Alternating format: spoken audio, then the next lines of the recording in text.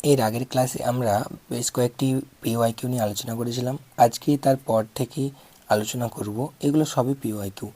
এগুলো ডব্লিউবিপি 2018 প্রিলিমসের প্রশ্নপত্র। এগুলো যে কোনো পরীক্ষাতে আসে, তাই এগুলো নিয়ে একটু বিশদে আলোচনা করব। আমাদের প্রথম প্রশ্ন আজকের জন্য আছে, নিচের কোনটির প্রস্তাবে গণপরিষদ গঠন করার কথা বলা হয়েছিল? অপশান এতে রয়েছে ক্যাবিনেট মিশন পরিকল্পনা, অপশান বিতে রয়েছে সাইমন কমিশন, অপশান সিতে ওয়েভেল পরিকল্পনা, অপশান ডি ক্রিপস মিশন। তো আমাদের এই বিষয়ে জেনে রাখতে হবে যে এখানে সঠিক উত্তর কিন্তু ক্যাবিনেট মিশন। ঠিক আছে, ক্যাবিনেট মিশন হচ্ছে, কিন্তু ক্যাবিনেট মিশন সম্পর্কে আমাদের কিছু তথ্য যেগুলো জেনে রাখা দরকার। 1946 সালে ক্যাবিনেট মিশন ভারতে আসে। ক্যাবিনেট মিশনের সদস্য যারা ছিল সেগুলো হলো sir ফ্রেথিক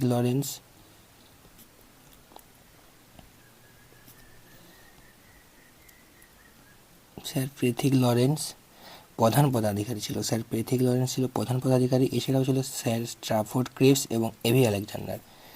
sir Stafford Cripps, A V Alexander.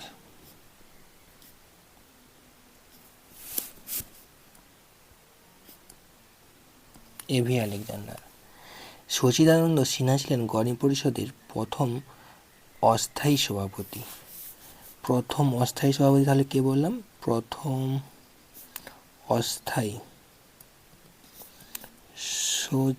Sachchidananda Sinha. এবং যদি প্রথম আমাদের স্থায়ী সভাপতি বলে তো ডক্টর রাজেন্দ্র প্রসাদ।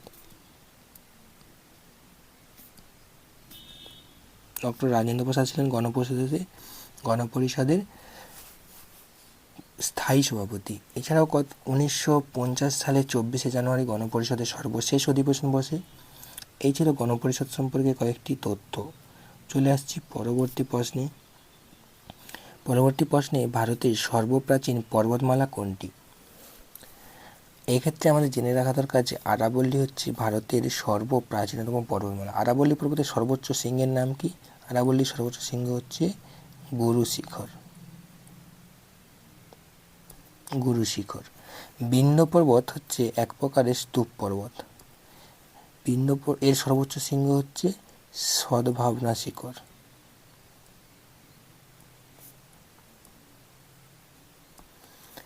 নীলগিরি পর্বতের সর্বোচ্চ শৃঙ্গ তাহলে কি? নীলগিরি পর্বতের সর্বোচ্চ শৃঙ্গ হচ্ছে আমাদের দোদাবেতা।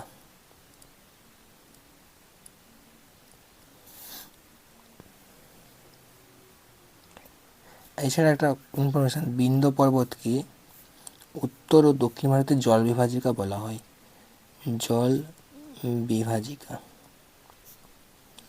উত্তর ও দক্ষিণ ভারতের জল বিভাজিকা বলা হয় বিন্ধ্য পর্বতকে। চলে আসছি পরবর্তী প্রশ্নে বলেছি কিসের বেগ মাপার জন্য নটিক্যাল মাইল প্রতি ঘন্টা ব্যবহার করা হয়? অপশন এতে আছে ম্যাগলেভ, অপশন বি চিতাবাঘ, option C bullet train, option D জাহাজ। অপশন সি, এক্ষেত্রে অপশন ডি জাহাজ সঠিক উত্তর হয়ে যাবে।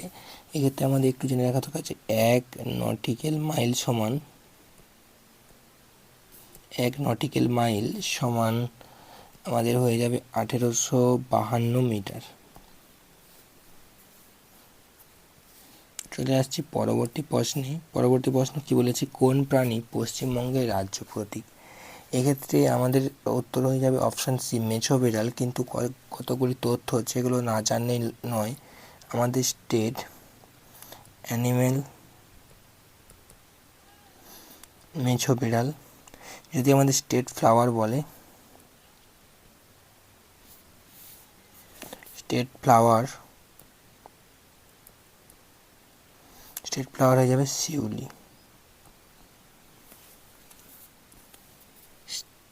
স্টেট ট্রি যদি বলি, স্টেট ট্রি হয়ে যাবে ছাতিম। আর স্টেট বার্ড সাদাবুক মাছরাঙা।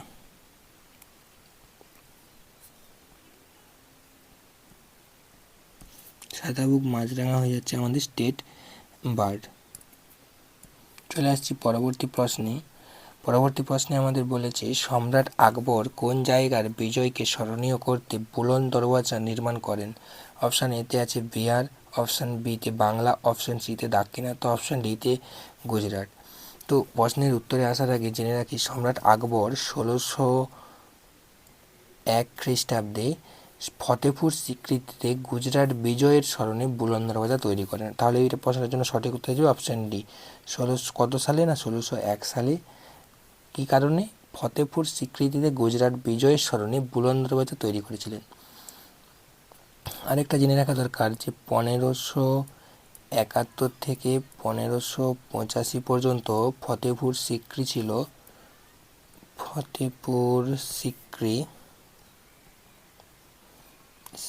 ছিল মুঘলদের রাজধানী।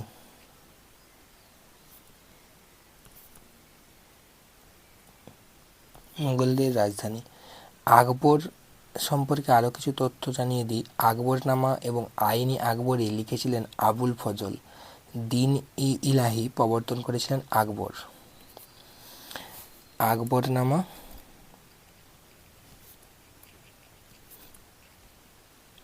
আবুল ফজল। দিন ইলাহি এটা প্রবর্তন করেছিলেন আকবর।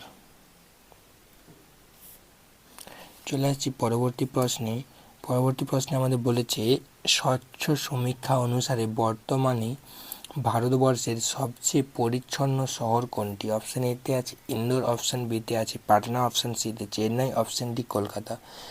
বর্তমানে স্বচ্ছ সর্বেক্ষণ সমীক্ষা 2023 অনুসারে ভারতের সবচেয়ে স্বচ্ছ শহরের তকমা হচ্ছে সুরাট ও ইন্দোর। বর্তমানে এটা, তখনকার সময় এটা ইন্দোর ছিল, কিন্তু বর্তমানে ইন্দোর ও সুরাট। পরবর্তী প্রশ্ন কি আছে? পরবর্তী প্রশ্নে একটি জাহাজ যখন আন্তর্জাতিক তারিখরেখাকে পশ্চিম থেকে পূর্বে অতিক্রম করে তখন সে অর্ধেক দিন এগিয়ে যায় নাকি অর্ধেক দিন পিছিয়ে যায়, একদিন এগিয়ে যায় একদিন পিছিয়ে যায়? এক্ষেত্রে জেনে রাখা দরকার আমরা কেউ যদি জাহাজে করে পূর্ব গোলার্ধ থেকে আন্তর্জাতিক তারিখরেখা অতিক্রম করে পশ্চিম গোলার্ধে, এটা যদি আমাদের পৃথিবী হয়, এটা উত্তর গোলার্ধ, এটা দক্ষিণ, এটা পূর্ব, এটা পশ্চিম। যদি জাহাজে করে পূর্ব গোলার্ধ থেকে আন্তর্জাতিক তারিখরেখা অতিক্রম করে পশ্চিম গোলার্ধে গেলে তাকে একদিন কমিয়ে নিতে হয়, এবং পশ্চিম থেকে যদি পূর্ব দিকে যায় তাহলে একদিন বাড়িয়ে নিতে হয়, কিন্তু সময় একই থাকে। তাহলে এখানে সঠিক উত্তর হয়ে যাবে আন্তর্জাতিক তারিখরেখা পশ্চিম থেকে পূর্বে অতিক্রম করলে একদিন এগিয়ে যায়।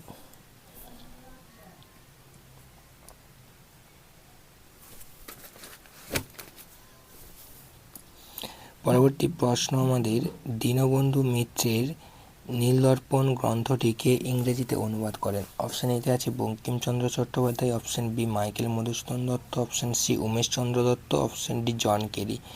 আমাদের জেনে রাখা দরকার যে 1860 খ্রিস্টাব্দে দীনবন্ধু মিত্র নীলদর্পণ নাটকটি রচনা করেছিলেন। নীলদর্পণ নাটকটির কিসের সম্পর্কে বর্ণনা করা হয়েছে? না নীলকরদের যে অত্যাচার আমাদের ভারতীয়দের প্রতি, সেটা তুলে ধরা হয়েছিল। নীলদর্পণ নাটকের ইংরেজি অনুবাদ করেছিলেন কি? না মাইকেল মধুসূদন দত্ত।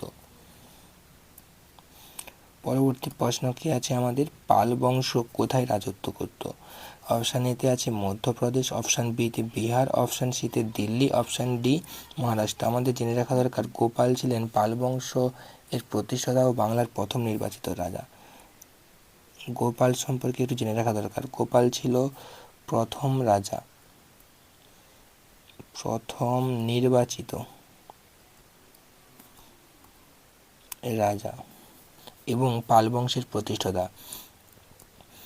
ধর্মপাল ছিলেন প্রকৃত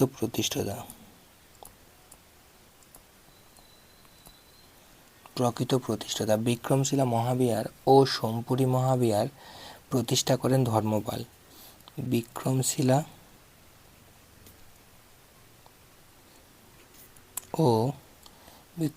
ও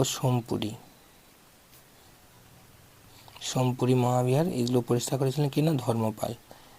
প্রথম মহিপালকে পাল সাম্রাজ্যের দ্বিতীয় প্রতিষ্ঠাতা বলা হয়। এছাড়াও জেনে রাখা দরকার যে প্রথম রামপাল কৈবর্ত বিদ্রোহ দমন করেছিল। রামপাল কৈবর্ত বিদ্রোহ কি দমন করেছিল? কৈবর্ত বিদ্রোহ দমন, এটা হচ্ছে আমাদের রামপাল। আর হচ্ছে প্রথম মহিপালকে পাল সাম্রাজ্যের দ্বিতীয় প্রতিষ্ঠাতা বলা হয়, প্রথম মহিপাল। তাহলে পাল বংশ আমাদের কোথায় রাজত্ব করত? পাল বংশ রাজত্ব করত আমাদের, সঠিক উত্তর হয়ে যাবে এই প্রশ্নটার জন্য, বাংলার প্রথম গোপাল ছিলেন বাংলার প্রথম নির্বাচিত রাজা এবং তারা এটা রাজত্ব করত বিহারে। চলে আসছি পরবর্তী প্রশ্নে। পরবর্তী প্রশ্নে কি বলেছে? টেলিভিশনের আবিষ্কারক কে? অপশন এতে আছে জেল ফেয়ার, অপশন বি জন নেভিয়ার, অপশন সি সকলে, অপশন ডি সোলেস। তো এক্ষেত্রে সঠিক উত্তর হয়ে যাবে আমাদের জেল ফেয়ার। কিন্তু এখানে টেলিভিশন আবিষ্কার করেছিল জেল ফেয়ার, কিন্তু যদি আমাদের বলা হয় কম্পিউটার আবিষ্কার করেছিল চার্লস ব্যাবেজ। যদি মোবাইল বলা হয়, মোবাইল আবিষ্কার করেছিল Martin Cooper. Telephone Alexander Graham.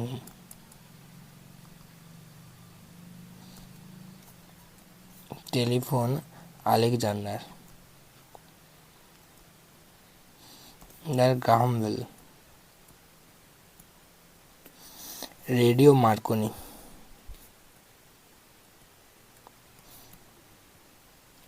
Radio আবিষ্কার মার্কনি। এরোপ্লেন হচ্ছে রাইট ব্রাদার্স।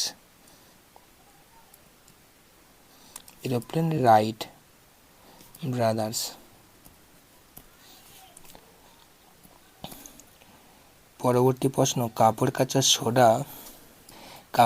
সোডা হলো sodium bicarbonate, calcium carbonate, hydrated sodium carbonate নাকি সোডিয়াম ক্লোরাইড? কাপড় কাচার সোডা হলো হাইড্রেটেড সোডিয়াম কার্বনেট। ক্যালসিয়াম কার্বনেটের সংকেত হচ্ছে আমাদের, ক্যালসিয়াম কার্বনেটের সংকেত কি? CaCO3। সোডিয়াম বাইকার্বনেট এর সংকেত হচ্ছে NaHCO3। আর আমাদের ক্যালসিয়াম কার্বনেটকে চুনা পাথর বলা হয়, আর সোডিয়াম বাইকার্বনেটকে বেকিং সোডা বলা হয়, বেকিং সোডা। সোডিয়াম ক্লোরাইডের সংকেত হচ্ছে NaCl, এটা আমাদের খাদ্য লবণ। ক্যালসিয়াম হাইড্রোক্সাইড যদি বলা হয় CaOH এর হোল 2, এটা হচ্ছে আমাদের কলিচুন বা calcium hydroxide. Zinc oxide ZnO, nitrous oxide N2O, nitrous অক্সাইডকে লাফিং গ্যাস বলা হয়, আর ZnO জিঙ্ক অক্সাইডকে দার্শনিকদের উল বলা হয়। তো এই ছিল আজকের প্রশ্নপত্রের কিছু আলোচনা। এইভাবে আমরা প্রতিদিন অল্প অল্প করে PYQগুলো প্র্যাকটিস করলে খুব শীঘ্রই একদিন সমস্ত PYQগুলো কভার হয়ে যাবে, এবং এগুলি সমস্ত কম্পিটিটিভ এক্সামের জন্য খুব খুব ইম্পর্টেন্ট, এবং এই রিলেটেড কিছু প্রশ্ন আছে, এগুলো সম্পর্কে বিশদে আলোচনা করলাম। তো আজকের ভিডিও এখানেই শেষ করছি, পরবর্তী ভিডিওতে আবার দেখা হবে। Thank you.